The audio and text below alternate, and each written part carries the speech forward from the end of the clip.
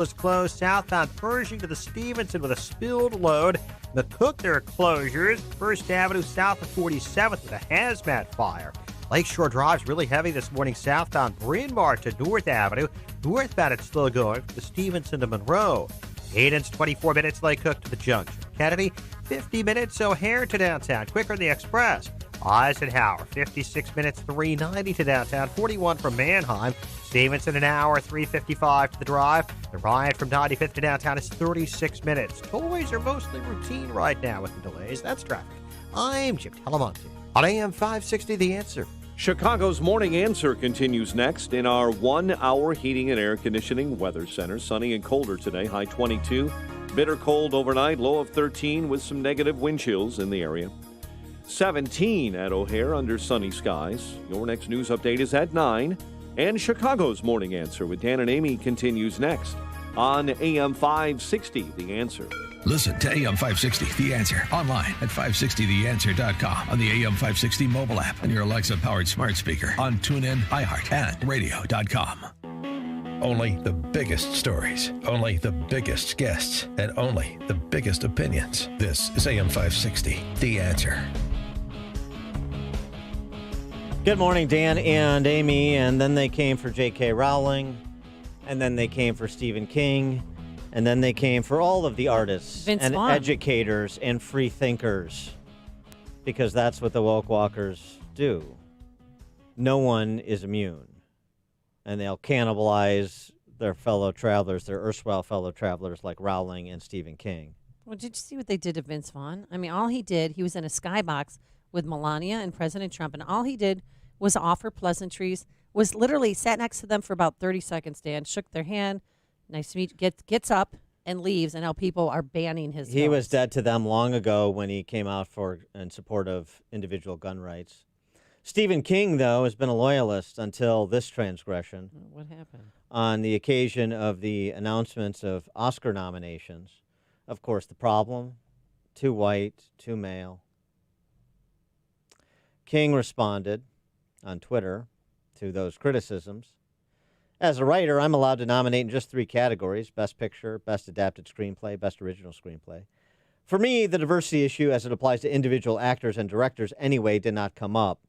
That said, I would never consider diversity in matters of art, only quality. It seems to me that to do otherwise would be wrong. No. And then the horrors unfolded. Yeah. Also, one other point of order. I mean, totally oblivious to their own hypocrisy.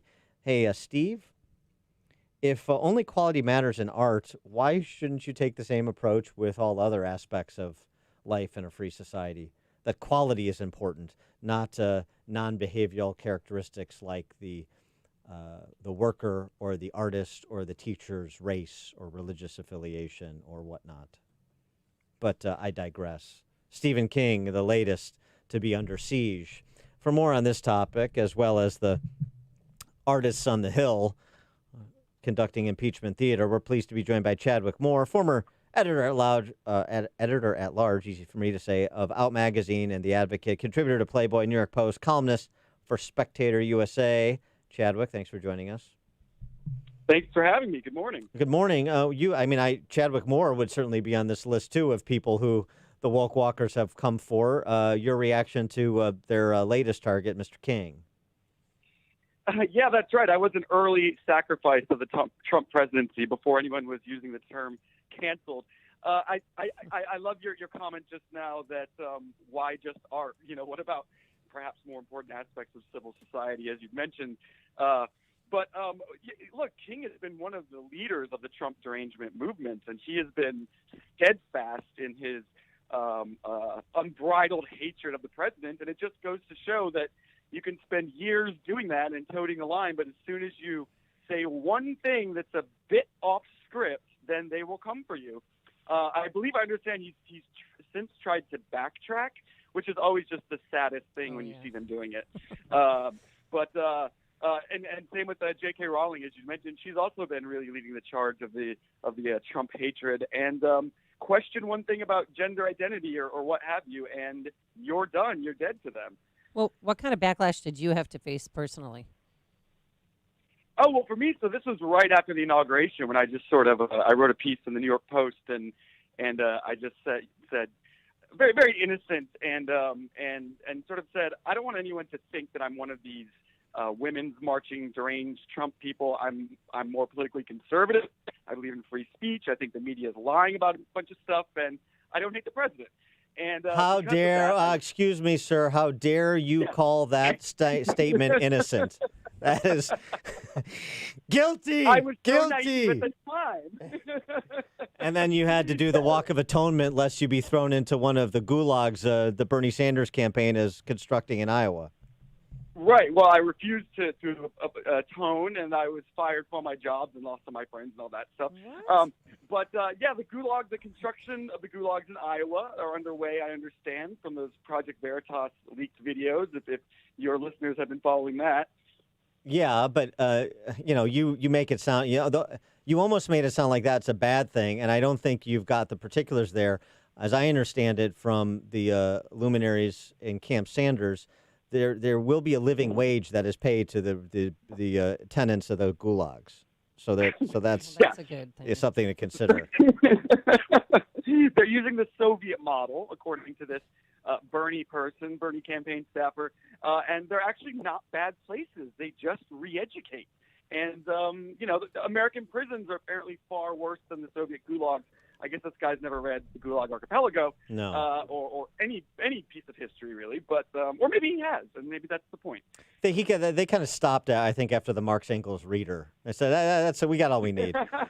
I wanted to ask your view on the debate the other night, and this really tear-jerking story of a single parent trying to raise his boys. Joe Biden, of course, I'm talking about. Joe Biden, right. He was a United States senator at the time.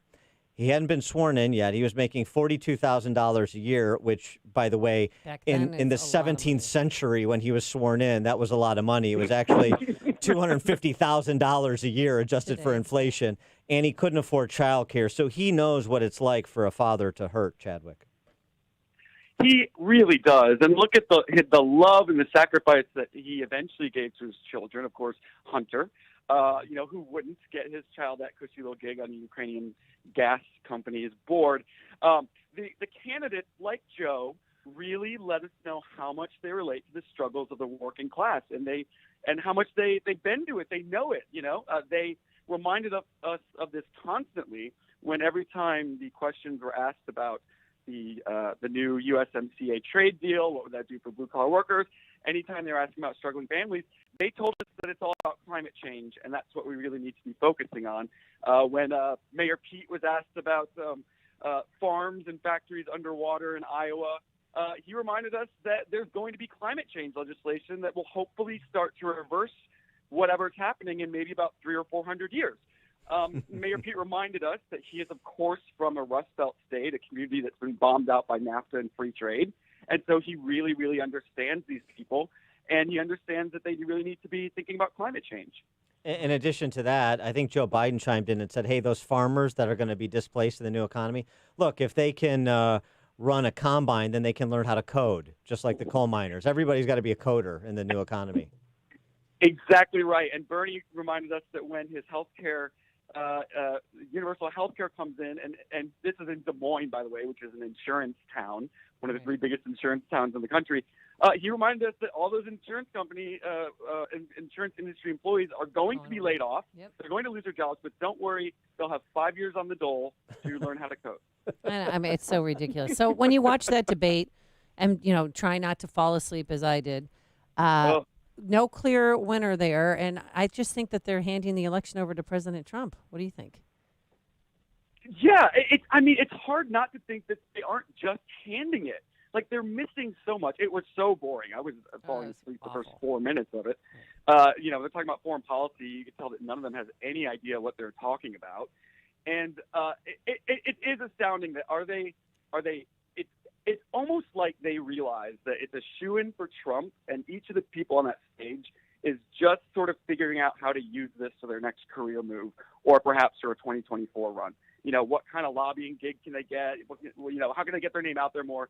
It's almost like that they know that they have no chance to beat him because it's continually a sad and pathetic spectacle, and it has been since there were 30 people on stage over the summer.